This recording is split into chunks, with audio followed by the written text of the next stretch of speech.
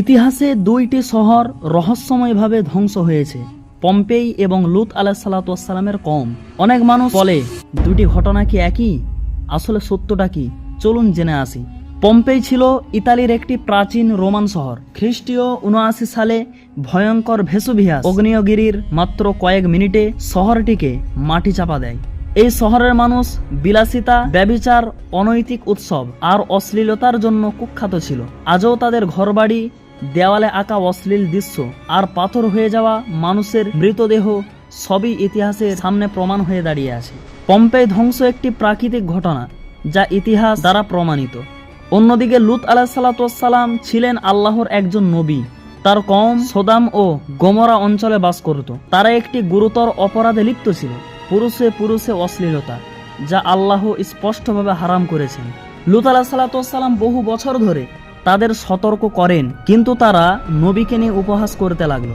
অবশেষে আল্লাহর আদেশে তাদের শহরকে উল্টিয়ে ফেলা হয় এবং উপর থেকে পাথর বর্ষণ করা হয়। এটি ছিল আল্লাহর পক্ষ থেকে আসমানি শাস্তি, যা কুরআনে বিস্তারিতভাবে বর্ণিত।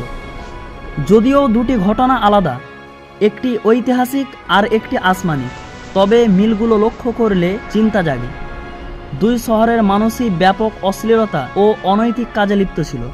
উভয়ে হঠাৎ ধ্বংস হয়েছে। উভয়ের ধ্বংস আজও মানুষের সামনে শিক্ষা হিসেবে দাঁড়িয়ে আছে। উভয় স্থানে শাস্তির চিহ্ন এখনও দেখা যায়। তবে পার্থক্য কথায়?